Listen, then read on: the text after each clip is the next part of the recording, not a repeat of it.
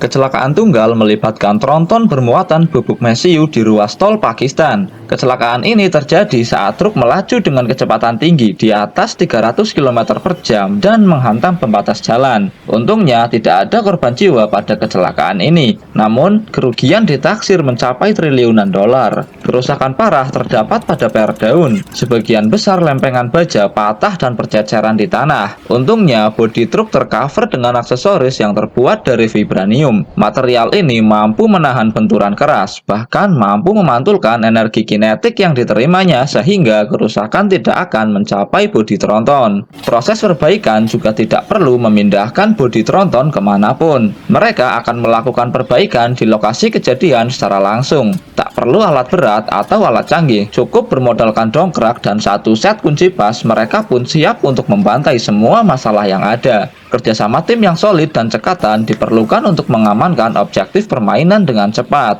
Tanpa instruksi khusus dari coach, semua player sudah tahu apa yang harus mereka lakukan. Dongkrak yang dibawa langsung dipasangkan ke semua bagian yang perlu untuk diangkat. Dongkrak ini terdiri dari beberapa ukuran yang berbeda. Masing-masing ukuran memiliki fungsinya sendiri. Dongkrak dengan ukuran yang lebih besar akan dipasangkan di ruas bodi utama untuk mengangkat beban yang besar. Sedangkan dongkrak dengan ukuran yang lebih kecil akan digunakan untuk objektif yang tidak terlalu berat. Per daun yang rusak diganti langsung dari pabriknya. Mereka sebenarnya bisa memperbaikinya sendiri, tapi karena waktu yang mepet, jadi mereka memutuskan untuk menggantinya dengan yang baru. Lempengan baja panjang yang didatangkan dari supplier Cina kemudian dipotong dengan alat khusus. Alat ini dapat dioperasikan dengan mudah, cukup dengan menekan pentil di sisi samping untuk menggerakkan pisau pemotong. Mesin ini juga memiliki built-in measuring tool, sehingga pria ini hanya perlu menyesuaikannya saja. Tak perlu repot-repot mengukur satu persatu. Mesin overpower ini dijoki oleh mekanik Pakistan yang fashion, mampu memotong ribuan plat baja dalam hitungan milisecond. Jenggot yang dimiliki beliau juga menyimpan kekuatan yang mampu menaklukkan Olympus, mirip seperti jenggotnya Kratos.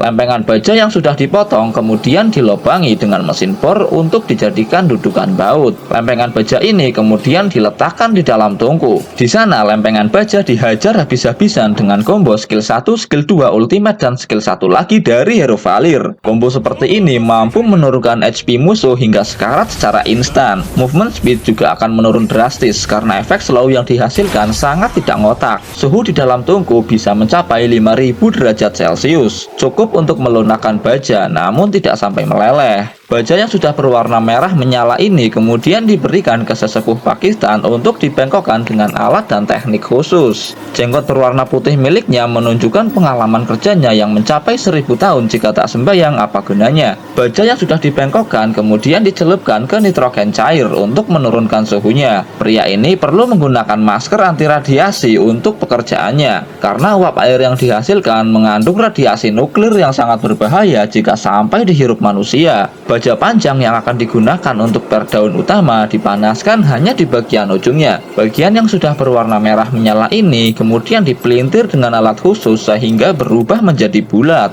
Walaupun baja yang dibakar sudah berkurang kekuatannya, tapi tetap membengkokkannya perlu kekuatan yang tidak sedikit. Bayangkan pria ini melakukannya sepanjang hari tanpa memikirkan mental health. Untuk memastikan hasilnya, mereka perlu menambahkan basic attack yang dilengkapi dengan skill pasif. Itulah kilasan singkat cara membuat per daun di Pakistan. Back to proses perbaikan tronton. Per daun yang baru kemudian dirakit dan dipasangkan ke tronton untuk menggantikan per daun yang rusak. Proses ini tak butuh waktu lama. Bahkan anak kecil di sana juga bisa melakukannya. Mereka ingin menyelesaikan perbaikan per daun tanpa membongkar pasang roda depan. Jadi makro tingkat dewa dalam permainan harus diaktifkan. Makro ini memungkinkan player untuk menguasai jalannya permainan dengan cara PNP atau paksa and paksa. Segala cara mereka gunakan untuk mencoba membangunkan roda depan yang tertidur. Mengingat roda ini masih terhubung dengan as dan lain-lain, jadi prosesnya tidak akan semudah itu. Bahkan setelah menggunakan dongkrak, roda ini masih belum mau berdiri.